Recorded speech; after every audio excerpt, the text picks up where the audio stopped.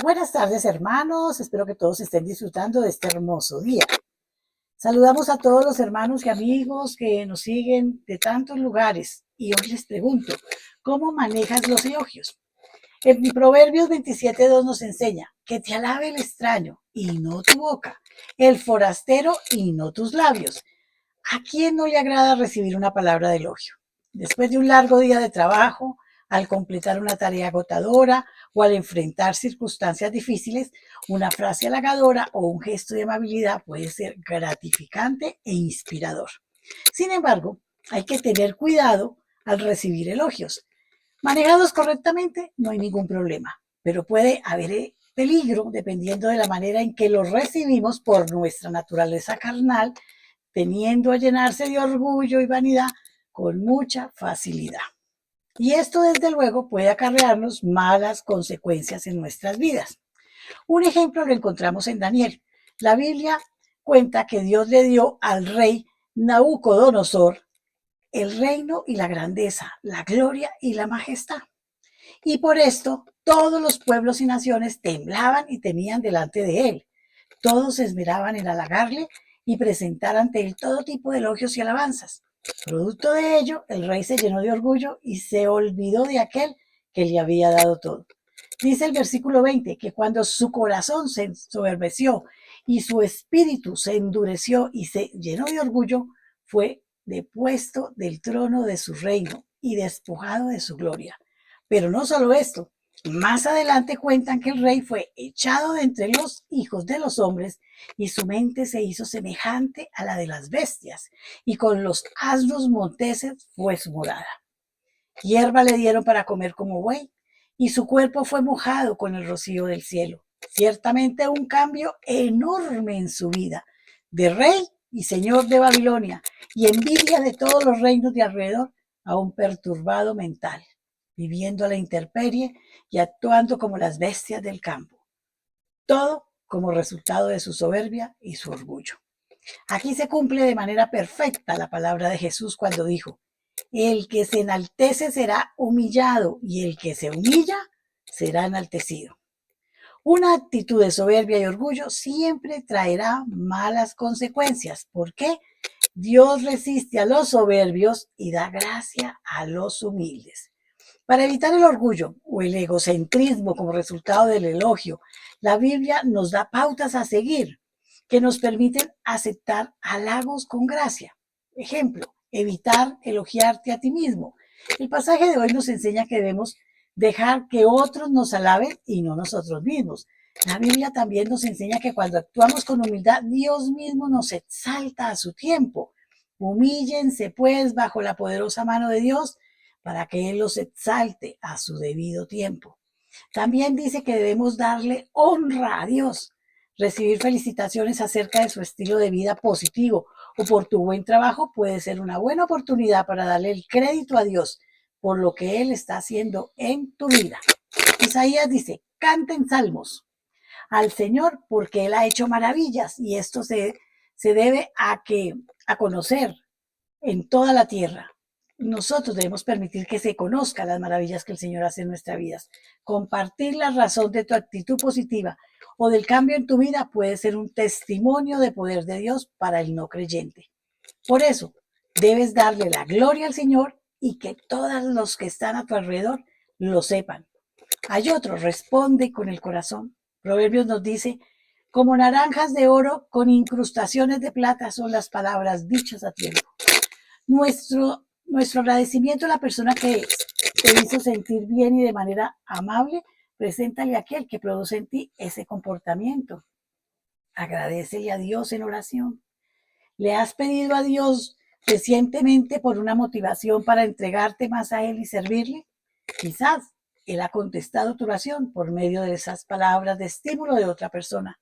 Recuerda agradecerle a Dios por esos halagos en tu tiempo de oración. En Hebreos nos enseñan, sí, que ofrezcamos continuamente a Dios por medio del sacrificio, a Jesucristo, un sacrificio de alabanza, es decir, el fruto de tus labios que confiesan su nombre. Hay que alabar al Señor, hay que darle gracias al Señor, hay que bendecir al Señor. Resumiendo, debemos pensar y actuar siempre sobre la base de que todo lo bueno que recibimos proviene de Dios. incluyendo los halagos, los cuales pueden ser usados por el Señor, tanto para probar nuestra madurez espiritual como para impactar la vida de quien nos halaga, dependiendo de nuestra reacción. El domingo tuve oportunidad de verme con personas que hacía más de 20 años no veía. Me saludaron y su primera impresión fue: ¿cómo has cambiado? Me sentí orgullosa porque pude contestar: gracias a lo que el Señor ha hecho en mi vida. Me ha transformado, me ha levantado, me ha hecho otra persona, me ha hecho nueva. Y de eso me siento feliz y orgullosa. Por eso vamos a orar. Padre Santo, te ruego pongas en mí un espíritu de humildad que no me permite exaltarme a mí mismo en nada, sino que cada vez que yo reciba un elogio por algo que he hecho, tú recibas la gloria y el honor que solo tú mereces. En el nombre de Jesucristo. Amén, amén, Amén. y amén. Los dejo una vez más en compañía de nuestro amadísimo pastor John Jairo. Amén, amén. Amén, gracias, amor. Dios los guarde, los esté bendiciendo y ustedes puedan entender cuáles son esas bendiciones que Dios les da, esas bendiciones magníficas que están conforme a sus promesas en la palabra de Dios. Es la manera de nosotros disfrutar de esas bendiciones. Porque, y de acuerdo a la palabra de Dios, y damos gracias porque podemos estar transmitiendo estas enseñanzas especiales de las cuales podemos sacar mucho provecho si queremos, hermano. Y la idea de escuchar es sacar lo que me nutre, es cómo yo puedo afectar mi propia vida, puedo ir ajustándome a estas enseñanzas, sobre todo en la parte de carácter, de personalidad, perdón, para ir comprobando que lo que Dios me enseña es bueno, ¿sí? A veces es contradictorio a lo que nosotros tenemos ya formateado en la cabeza, pero lo que Dios me dice es bueno y la única manera de probarlo es poniéndolo en práctica. Y sobre todo en estos tiempos, hermano, que estoy convencido, bien convencido de que estamos cerca de los tiempos que dice la palabra de la segunda venida del Señor, a lo cual tenemos que poner mucha atención, porque estos tiempos van a ser como, digámoslo, un sacudón para la humanidad y va a ser un sacudón permanente. Entonces la persona que tenga la fe en el Señor Jesucristo, la fe en lo que Él dice, en sus promesas, en lo que Él ha hecho por nosotros, por cada uno, el perdón de los pecados, en fin, pues estas personas vamos a poder pasar seguramente con más tranquilidad o más paz, más seguridad en medio de todas estas cosas que ya empezaron a darse, que podemos verlo en todo el mundo, que son, está galopando la maldad, violencia, hay más inmoralidad, hay más inseguridad, hay más despotismo hacia los demás, hay más indiferencia a los problemas de los demás, el amor al dinero hace que todo el mundo cambie, en fin, y esto es una señal inminente de que Cristo pronto vendrá a poner orden. Y no es, hermano, no es por meter miedo, pero ¿de qué nos salvamos? ¿De qué salvación hablamos? Pues de la ira de Dios, porque Dios va a poner orden y Él va a acabar con todo lo que es maldad, definitivamente. Así que por eso la enseñanza de hoy es tan importante, esta enseñanza, porque la enseñanza que hoy traigo, o la prédica, como usted lo quiera llamar, que hoy traigo, pues está con base en lo que los tiempos indican. Es importante saber en qué tiempo estamos viviendo conforme a la palabra de Dios. Y sí, la palabra de Dios nos dice cuáles son esos tiempos. Entonces, yo no voy a hablar aquí de cosas que no tengo conocimiento, como decir tal fecha, tal año, tal, no. Ni si va a la iglesia a pasar por tantas cosas, yo no me voy a atrever a eso, pero sí hay una enseñanza que podemos dar y espero que usted le ponga atención. Hoy voy a tocar varias escrituras. Algunas de ellas le pido apúntelas para que usted mismo las lea porque no las voy a leer todas acá. Son muy extensas. Perdón. Entonces, pongamos atención y esa es la enseñanza. ¿En qué tiempos vivimos? ¿Ven? Y tiene ese objetivo, dar claridad a lo que es una palabra profética, la importancia de atenderla y no buscar algo que guste, que se oiga muy espiritual o que lo dijo el gran personaje de moda en el mundo al cual hay que creerle Y entonces, porque hoy han salido profetas y todos los profetas hablan de sí mismos, hablan de su propio impulso, algunos de ellos simplemente se aventuran a decir cosas que la Biblia no las dice con claridad. Amén. Ahora, lo que tenemos que entender es que la profecía es palabra de Dios. La profecía no es adivinación, la profecía no es lo que usted quiere oír, la profecía no es lo que le va a levantar a usted el ánimo para que se sienta bien. Amén. Y los profetas son estos personajes que hablaron la palabra de Dios, pero que les fue dada a entender a ellos por medio del Espíritu de Dios o el Espíritu Santo. Aun cuando en el Antiguo Testamento el Espíritu Santo no es mencionado de esa manera, sino más bien como el Espíritu de Dios. Entonces, con esta aclaración de antemano, podemos partir del hecho de que no cualquier palabra es profética y la profecía ya ha sido dada y la profecía en casi su totalidad ya ha sido cumplida. Entonces quedan simplemente la culminación de los tiempos, donde señala ya la venida de Jesucristo y esa venida va a implicar una cantidad de cosas. Entonces, con esa aclaración podemos partir del hecho de que no cualquier palabra es profética, ni cualquiera que diga ser profeta lo es a menos que se cumpla lo que dice. Y tiene que ser de parte de Dios. Y eso lo enseña la palabra de Dios.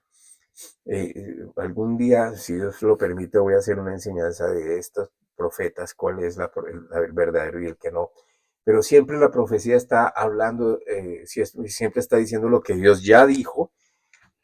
Dios no le va a agregar más a su palabra. De hecho, la advertencia en la última parte de la Biblia, en el libro Apocalipsis, en los últimos capítulos, está la advertencia que nadie le agregue ni le quite a esta palabra que se ha sido anunciada. Y esa palabra pues es la Biblia. Amén. Entonces es necesario hacer la aclaración porque parece que las personas están urgidas de escuchar lo que les levante el ánimo, lo que quieren oír sea el que sea que suene convincente. Y eso es muy peligroso. Eso es muy peligroso porque la Biblia dice, le voy a citar unas 3 escrituras que advierte sobre eso y póngale cuidado a esto, hermano, analícelo usted mismo, piense, pídale sabiduría a Dios, que Dios le dé claridad. Yo se las voy a leer. Entonces usted, por favor, léalas o escúchelas, apúntelas, medite en ellas. Por ejemplo, Jeremías 14:14. Jeremías 14:14. Dice, entonces el Señor me dijo, mentira profetizan los profetas en mi nombre. Yo no los he enviado, ni les he mandado, ni les he hablado. Os profetizan visión mentirosa, adivinación vana, que es el engaño de sus propios corazones. Entonces fíjense que hay profetas, pero no son del Señor. Amén. Entonces, ¿de quién son? Pues del engañador. ¿Y a qué vienen a decir? A que la gente sea estimulada en sus emociones por medio de lo que escuchan. Y que entonces ellos pongan su fe en esto y desvíen la atención de Dios. Otra escritura. Ezequiel capítulo 13, versículo 7. Ezequiel 13, 7. ¿Acaso no es vana la visión que habéis visto y no es mentira la adivinación que habéis pronunciado? Porque decís, el Señor dice, sin que yo haya hablado. El que se atreva a hablar de parte de Dios tiene que tener la seguridad de que fue Dios o basarse en lo que Dios ya dijo para hablar, porque si no, es asunto serio esto de hablar de parte de Dios. Juan capítulo 8. Juan capítulo 8, versículos 44 y 45. Y dice, vosotros sois de vuestro padre el diablo y queréis satisfacer los deseos de vuestro padre. Él era homicida desde el principio y no se mantuvo en la verdad, porque no hay verdad en él. Cuando habla mentira, de lo suyo propio habla, porque es mentiroso y padre de mentira. Pero no me creéis porque yo digo la verdad. Esto lo dijo el Señor Jesucristo. Jesús dijo de sí mismo, yo soy el camino, yo soy la verdad y yo soy la vida. Satanás no puede decir eso. Entonces las personas se prestan para que Satanás los use para decir mentiras. Padre de mentira, la Biblia lo tiene como eso y es un engañador. Amén. Ahora, solo con estas pocas escrituras, para poder o para tratar de sustentar lo que les dije anteriormente. No todo lo que se oye es profecía, no todo el que habla de parte de Dios es profeta de Dios. El que habla de parte de Dios, escuche, porque esto también es una advertencia y está en la Biblia. El que habla, el que dice hablar de parte de Dios, y si lo que dice no se cumple, es un mentiroso y ya tiene parte al lado de ese engañador que es Satanás. Amén. El que habla verdad es Jesús, que una vez más es Dios encarnado, que nos vino a enseñar la verdad al Padre y la voluntad del Padre a través del Hijo, que es Dios en carne. Es Dios mismo, pero reducido a nuestros términos, que es en carne. Por eso lo llama el Hijo con H mayúscula. Y es para que aprendamos a discernir entre lo verdadero y lo falso. ¿Amén? Porque el falsedad hay todo el tiempo. Entonces, cuando nosotros aprendemos a confiar en la palabra de Dios, sabemos por la práctica que la mejor fuente es la propia Biblia. Amén. No hay otra manera. Por eso Pedro dice, segunda carta de Pedro, capítulo 1, versículos 16 al 19. Segunda carta de Pedro, capítulo 1, 16 al 19. Porque no os hemos dado a conocer el poder y la venida de nuestro Señor Jesucristo siguiendo fábulas artificiosas. Esto es Pablo hablando en nombre de los apóstoles. Porque no os hemos dado a conocer el poder y la venida de nuestro Señor Jesucristo siguiendo fábulas artificiosas, sino porque hemos visto con nuestros propios ojos, perdón, es Pedro, sino que hemos visto con nuestros propios ojos su majestad. Hago un paréntesis, uno de los testigos fieles del Señor Jesucristo fue precisamente Pedro, pero hay otros apóstoles más, otros 10 apóstoles más. Había otro más que era Judas Iscariote, pero Judas Iscariote tomó justicia por su propia mano cuando entendió lo que había hecho. Entonces sigo, versículo 17. Porque recibimos de Dios, el Padre en la honra y de la gloria, una voz de sí mismo. Este es mi Hijo amado en quien tengo complacencia, refiriéndose a Jesús. Y nosotros oímos esta voz enviada del cielo, estando junto a Él en el Monte Santo. Manteneos así firmes en la palabra profética más segura, en quien hacéis bien en estar atentos como una lámpara que alumbra en lugar oscuro, hasta que el día esclarezca y la estrella de la mañana salga en vuestros corazones. Entonces Pedro lo que hace es llamar la atención sobre lo que es más seguro conforme a lo que él y otros privilegiados atestiguaron.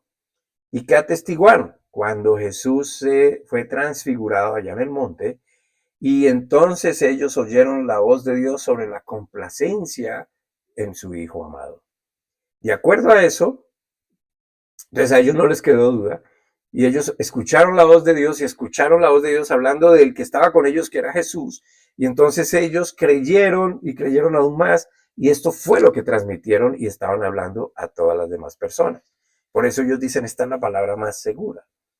Amén. Y ellos empezaron a hablar con la autoridad. Una vez Jesús resucita y los envía y hablan con autoridad lo que el Espíritu Santo les daba que hablaran. No es una palabra que sale del alma de los hombres, de sus emociones, de sus intereses personales, sino que es palabra fiel, es palabra segura, a la que hay que estar atentos, dice Pedro.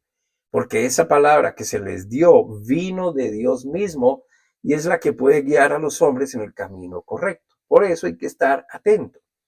Lo que la gente quiere oír es que les va a ir bien, que van a estar bien, que nada les va a pasar, que van a tener dinero, que van a tener paz, que van a poder viajar y conocer, que van a tener salud, que todo, mejor dicho, que eso es lo que la gente quiere oír.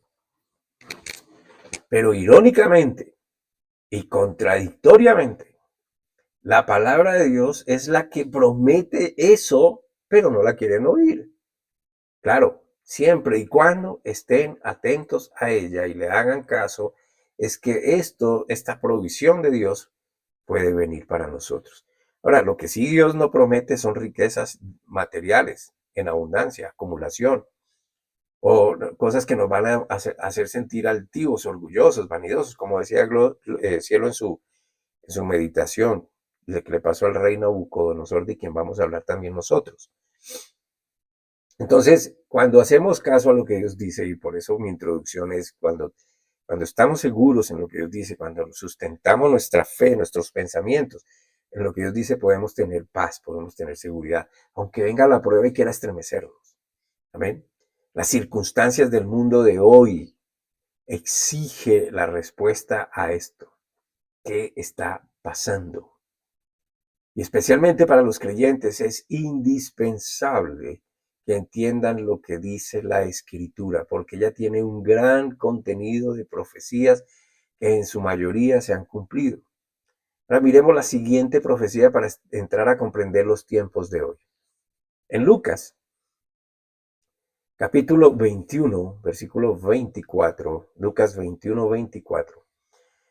Y caerán a filo de espada y serán llevados cautivos a todas las naciones, y Jerusalén será hollada por los linajes no judíos hasta que los tiempos de las naciones no judíos se cumplan. En otras traducciones dice el tiempo de los paganos se cumpla. Ahora, esta escritura hace referencia a Israel y nos vamos a devolver en el tiempo, quienes han vuelto a su tierra, incluyendo a Jerusalén, su ciudad principal, por todo lo que significaba para ellos, aunque en realidad no la poseen todavía, porque queda un tiempo para los paganos o los no judíos. Entonces debemos entender, y esto es básico, que Israel debió ser la nación que diera ejemplo a todas las demás naciones sobre lo que Dios quería para todos, para toda la humanidad. O sea, Dios prometió un pueblo de la descendencia de Abraham y Sara. Ese pueblo se hizo, se llamó Israel. Dios les dijo, ustedes van a ser para mí pueblo, mi pueblo, y yo soy para ustedes Dios. Y Dios les enseña a ellos una cantidad de cosas, su poder, su gloria, su misericordia, su provisión. Pero ellos simplemente no dan ese testimonio a las naciones. Algunas naciones se dan cuenta cuando ellos hacen, como yo les dije, se dan cuenta de que tienen un gran Dios, pero otras simplemente no, y se vuelven el hazme reír de muchos. No, y entonces, claro, no muestran ese Dios que los demás deberían desear. Yo quiero ese Dios que ustedes tienen. Entonces, en otras palabras, en la manera en que ellos fueran bendecidos, prosperados en todo, porque así Dios lo quiso, todas las demás naciones deberían entender que el Dios de Israel era el Dios único, poderoso y bondadoso que también ellos deberían anhelar. Pero, como les dije, ellos, los israelitas, no caminaron dependiendo de Dios, a pesar de que habían recibido la muestra de su amor. A veces sí, a veces no, a veces querían volver atrás, siempre se quejaron, siempre Dios tuvo que lidiar con ellos. Entonces para ellos fue más importante lo que ellos mismos pensaran, lo que ellos mismos decidieran conforme a su propia prudencia y lo que ellos mismos asignaran como la voluntad de Dios, que está influenciada por ritos y ceremonias que no los cambiaban en su interior, no los enfocaba en Dios, sino que en lo que ellos pudieran hacer. Entonces los judíos siempre se quejaron de Dios, hicieron contrario a lo que él les enseñaba. Hasta el día de hoy muchos de ellos lo hacen. Pero cuando aún pecaban, tenían como el recurso el templo y las ofrendas que se hacían allí, los sacrificios que se hacían allí.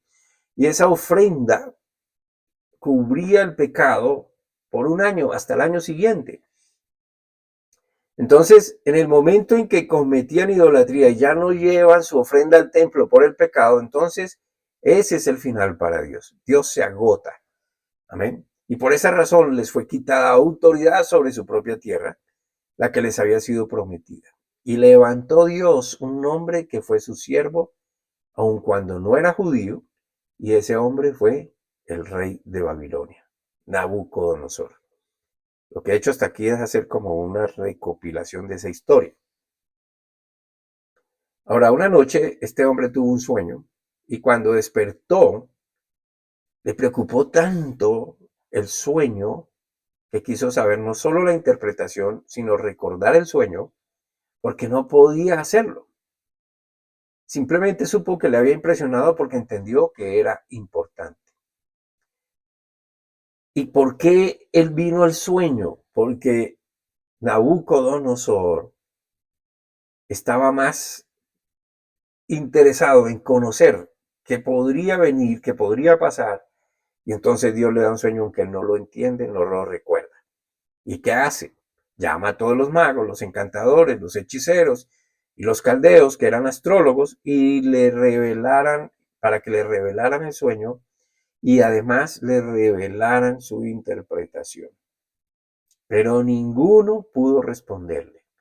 Entonces el rey tomó la decisión de que si ninguno le revelaba el sueño y su interpretación, él mandaría a matar a todos, incluyendo los que no estaban allí, pero que estaban en esos grupos, y los iba a descuartizar a todos y sus casas se iban a convertir en ruinas.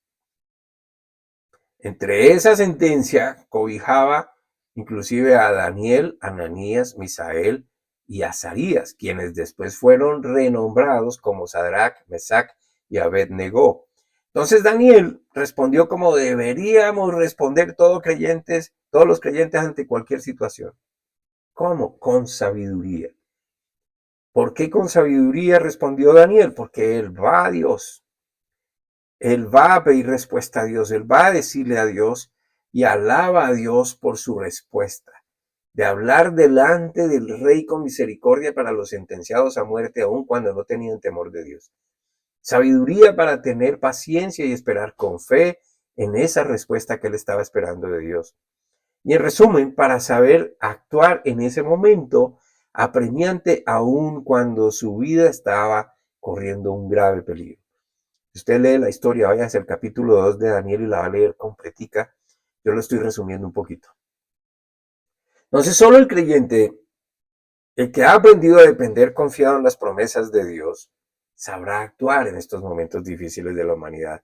¿Cómo? Como Daniel, con serenidad, con sabiduría. Sabrá qué hacer. Dios le va a dar respuestas. Pero aunque a pesar de eso, pues Dios ya nos ha dado bendiciones. Amén. Usted puede leer eso en la carta a los Gálatas, la carta a los Efesios, y allí dice que ya nos bendijo con toda bendición del cielo. De esto hablé el domingo pasado. Así que Daniel obtuvo respuesta de Dios junto con sus amigos. Y cuando él la obtuvo, él simplemente alabó y dio gloria a Dios y lo enalteció. Y entonces fue a hablar con el encargado para que fuera a hablar con el rey. Le dijera, ya tengo la respuesta, consígueme cita con el rey. Y entonces lo que recibieron fue una visión de parte de Dios, y eso significa que al recibirla, pues simplemente ellos pudieron dormir porque ya tenían la respuesta. No había nada simplemente que les espantara el sueño porque ya Dios les había dado la respuesta. Déjenme leerle un poquito de la historia. Vamos allá. Daniel capítulo 2. Y vamos a leer versículos 24 al 28. Después de esto, Daniel entró a la presencia de Arioc, a quien el rey había comisionado para hacer perecer a los sabios de Babilonia. Fue y le dijo así: no hagas perecer a los sabios de Babilonia. Llévame a la presencia del rey, y yo declararé al rey la interpretación.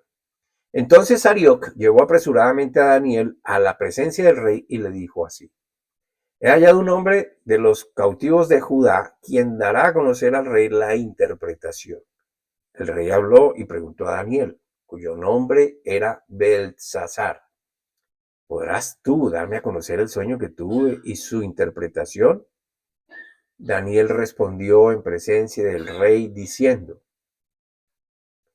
el misterio sobre el cual el rey pregunta, ni los sabios, ni los encantadores, ni los magos, ni los adivinos lo pueden declarar al rey. Pero hay un Dios en los cielos, quien revela los misterios. Él ha hecho saber al rey Nabucodonosor lo que ha de acontecer en los postreros días. Tu sueño y las visiones de tu cabeza en tu cama son estos. Y Daniel comienza a darle el relato. Ahora hay muchas cosas a destacar en esta lectura, pero sin embargo voy a tocar unas cuantas nada más, como lo común sobre los sueños que a veces nos perturban, y tratamos de darle toda clase de interpretación. Queremos como darle sentido a todo y significado a todo, como si se tratara de un mensaje de Dios que quiere darnos. Y entonces nos volvemos místicos y empezamos a pensar, esto quiere decir, esto interpreta esto y lo otro, y encontramos más sabios que nos ayudan a empezar a producir videos sobre esto.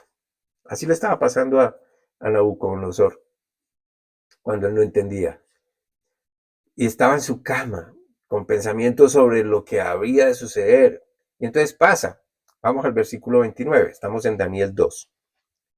Vamos al versículo 29.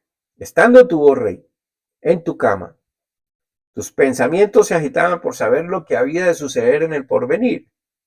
Y el que revela los misterios te ha hecho saber lo que ha de suceder. Y es tan peligroso, hermano, querer saber lo que está por venir, porque usted puede encontrar los profetas que no son de Dios y le van a decir cuántas cosas. Amén. Lo que Dios quiere que usted sepa está escrito, está en la Biblia, no busque en otro lado. Sigo. Entonces, había un propósito no solo para Daniel en todo esto. Dios quería enseñar algo más a través de Daniel. Y había un propósito para el rey, y ya lo vamos a ver, porque Dios quería empezar a establecer una verdad. Amén. Que la gente entendiera los tiempos, inclusive ahora, que entendamos cuáles son esos tiempos. Entonces, el propósito del rey era ilustrar a la humanidad hasta el día de hoy lo que habría de acontecer, lo que ha de acontecer, y a través de Daniel el revelarlo. Amén. El revelarlo. Daniel 2:30. Daniel 2:30. Dice Daniel, en cuanto a mí, me ha sido revelado este misterio, no porque la sabiduría que hay en mí sea mayor que la de todos los vivientes, sino para que yo dé a conocer al rey la interpretación y para que entiendas los pensamientos de tu corazón. Entonces fíjese que Daniel se ubica en su plano natural, él es terrenal, pero él es usado por Dios. Dios le da a conocer todo. Y así escribieron la Biblia estos hombres. Dios les da a conocer y ellos escribieron, no por su sabiduría, sino por lo que Dios les dio. Ahora, para usted hay algo, le dice Daniel al rey, y para mí también. A Daniel le es dada sabiduría y al rey le es dado el conocer lo que perturba su corazón. Y Daniel enseguida comienza a enseñarle al rey el sueño y su interpretación. Sígalo leyendo, por favor, allá, especialmente del versículo 31 al 45. Daniel 2, del 31 al 45. Ahora, según los tiempos y sus características, nuestro tiempo equivale a lo que usted va a leer allí sobre esa figura que el Señor le muestra al rey y que le revela el significado a Daniel. Nuestro tiempo equivale a los pies de esa figura, de esa imagen, que es la de un hombre vestido y compuesto de diferentes materiales. Y la última parte, que es lo que sostiene toda la imagen, son unos pies, y esos pies están hechos en hierro en parte, y otra parte en barro cocido, podemos decirle arcilla. Ahora, según la interpretación de Daniel, cada imagen, cada parte de esa estatua son gobiernos de los tiempos de los paganos, hasta el puro fin.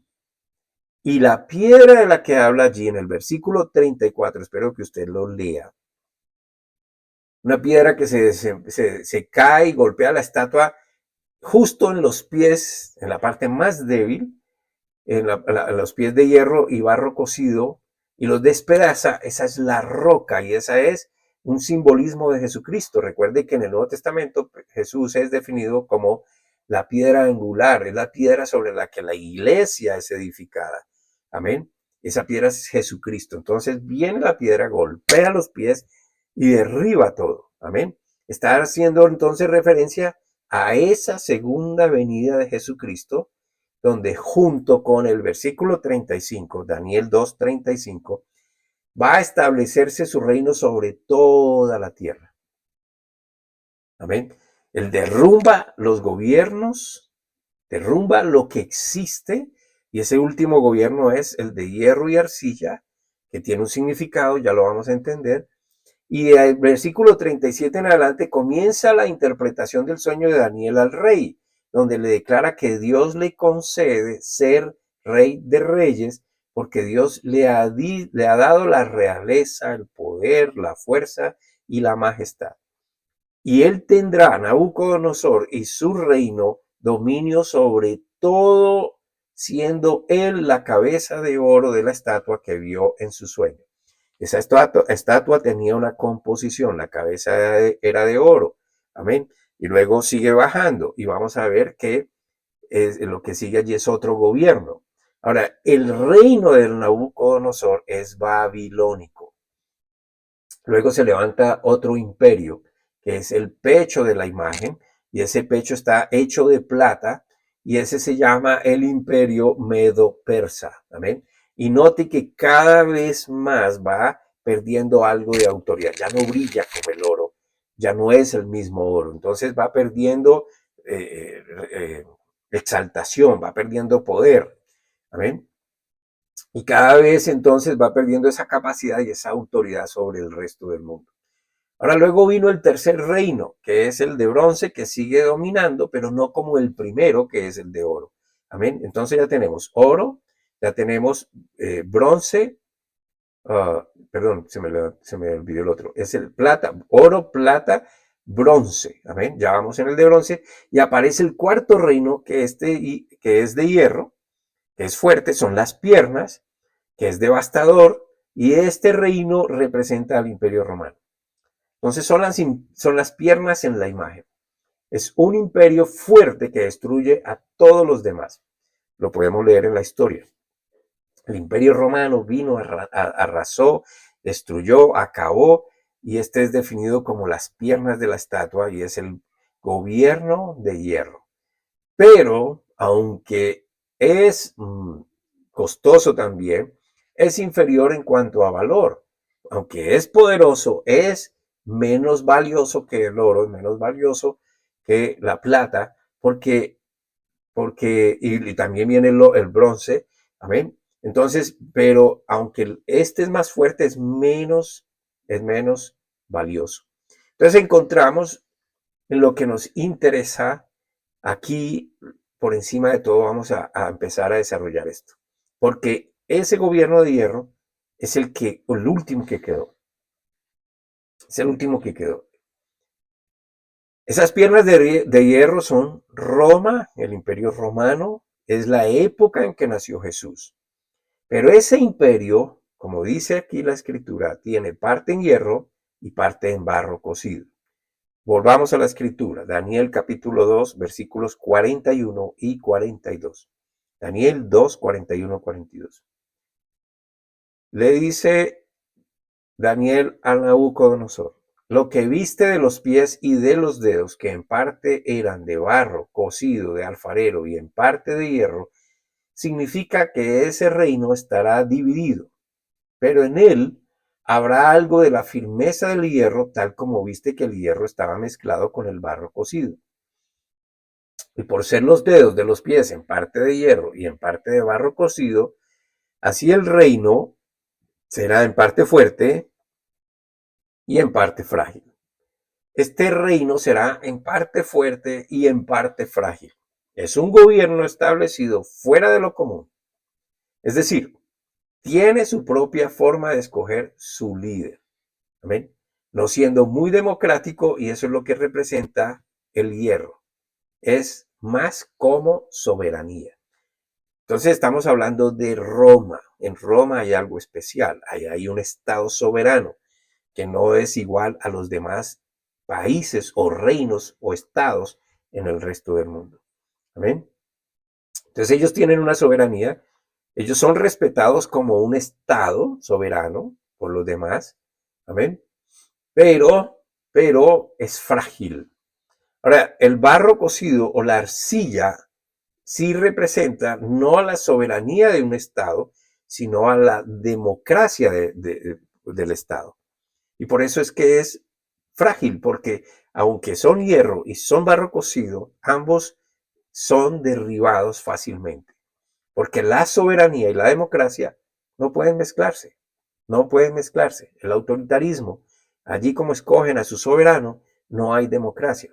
Sin embargo, se basan en alianzas para funcionar soberanamente con los otros países. Entonces, para ser más claro, es cómo funciona el Vaticano. Este es un Estado soberano que funciona con alianzas con los países democráticos basados en eso mismo, en alianzas. Los países lo reconocen especialmente de manera diferente a como reconocen a otros países. Versículo 43, Daniel 2, 43. En cuanto a lo que viste, que el hierro estaba mezclado con el barro cocido, se mezclarán por medio de alianzas humanas, pero no se pegarán el uno con el otro, así como el hierro no se mezcla con el barro. La democracia nunca querrá tener un rey y los estados soberanos no democráticos nunca querrán tener democracia. Así que este tipo de unidad no es una unidad producto de amor o de buena voluntad, sino más bien de conveniencia. Y sigue en versículo 44. Y en los días de esos reyes, de los que se acaba de describir a través de la estatua, se levantará, el Dios de los cielos levantará un reino que jamás será destruido, ni será dejado a otro pueblo. Este desmenuzará y acabará con todos estos reinos, pero él permanecerá para siempre. Estos días son los tiempos de Jesús hasta el día de hoy, son nuestros tiempos. Y lo podemos decir porque son los tiempos en que nació Jesús en medio del Imperio Romano, que era el último representado allí. Y cuando Jesús nació, imperaban ellos. Y esos reyes anteriores fueron destruidos todos por los romanos. Así que habla de los reyes que han surgido de ahí en adelante. Pero además, la roca que golpeó es el reino de Jesucristo que derroca todos los gobiernos, todos los reinos, y Él será el que permanecerá para siempre. Versículo 44 dice, vuelvo y lo repito, y en los días de esos reyes, el Dios de los cielos levantará un reino que jamás será destruido, ni será dejado a otro pueblo. Este desmenuzará y acabará con todos estos reinos, pero él permanecerá para siempre. Entonces, sabiendo esto y estando establecidos por fe en el reino de los cielos, porque es lo que dice el Señor, que los que creemos por Él, en Él, entonces somos trasladados de el mundo, el sistema del mundo, al sistema de Dios, y por eso nos dice, pertenecemos al reino de los cielos. Estos que estamos establecidos en esta verdad de Dios, no la verdad humana, no la lógica humana, ¿ven? Es el haber creído en esa obra redentora de Jesucristo. Nosotros podemos estar confiados, seguros en Él, que no pasaremos por la ira de Dios cuando venga a destruir todos los reinos de la tierra y a establecer el suyo. Porque serán abiertos los libros, los que habla Apocalipsis capítulo 19, si no estoy mal. Serán abiertos los libros y el libro. Varios libros y otro libro. Y en este libro único están escritos los nombres de los que han creído a cabalidad en toda la obra redentora de Jesucristo. Y en los demás, para que les van a enseñar las obras y por las cuales ellos pensaron que se estaban justificando. Por eso la Escritura dice, no es por obras, para que nadie se justifique. Entonces los pies que sustentan todo el sistema político del mundo, que ha destruido poco a poco su poder y capacidad hasta llegar a las alianzas entre naciones, serán destruidos por la roca, por la piedra que se desprende, según dice Daniel en el versículo 45. De la manera que viste que de la montaña se desprendió una piedra sin intervención de manos, la cual desmenuzó el hierro, el bronce, el barro cocido, la plata y el oro, el gran Dios ha hecho saber al rey lo que ha de acontecer en el porvenir, lo que estaba esperando Nabucodonosor, una respuesta de lo que vendría. Entonces lo que hace Daniel a través de esto es decir lo que vendrá después de todo. El sueño es verdadero y su interpretación es fiel, finaliza Daniel. Ahora, y esa piedra se convirtió en gran montaña que llenó toda la tierra. Es la promesa de que Jesús vendrá otra vez con su nuevo pueblo, el adquirido por fe en él, porque creyeron y esperaron en él a la tierra a gobernarla. Apocalipsis capítulo 20, versículo 6. Apocalipsis 26. Bienaventurado y santo el que tiene parte en la primera resurrección. La segunda muerte no tiene potestad sobre estos. Por el contrario, serán sacerdotes de Dios, que es Cristo, y reinarán con él 1000 años. Entonces, una cosa sustenta a la otra. Esto es un estudio mucho más profundo, pero estos son los tiempos que estamos viviendo. Amén. Cuando viene a establecerse el reino de Jesús, de Jesucristo por siempre. Él va a poner orden, Él va a destruir estos reinos que quedan.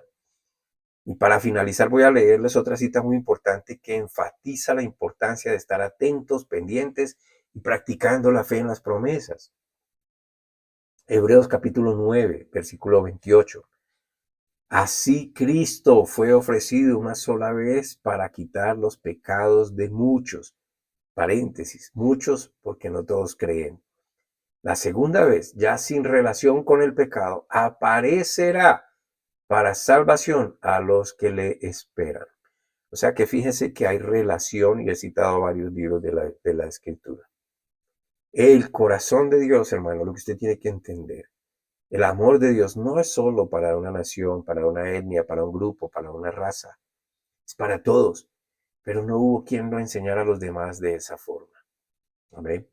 Así que espero que esta enseñanza le contribuya a su crecimiento, a que usted pueda adoptar una posición de fe en el Señor, en sus promesas, en lo que Él dice, que usted realmente entienda que Él murió en la cruz por usted para el perdón de sus pecados, que todo lo que Él requiere de usted es que usted le crea. Amén, no requiere más. Bueno, aquí les dejo esta información importante, que espero, pues si alguien quiere escribir, por favor escriba, van a ser guardados sus datos, no van a ser compartidos con nadie. Y solamente deseo que el Señor los prospere, los aumente en revelación, en su fe, les permita gozar de su presencia en sus vidas. Hay muchas promesas donde estamos asegurados, donde creemos que cuando las hacemos como Él nos dice, podemos ver su bondad. Te damos gracias, Señor, por tu palabra, por enseñarnos. Gracias, Padre, por estar con nosotros permanentemente y por asegurarnos que tú estarás con nosotros siempre y nada nos pasará. En Cristo Jesús. Amén.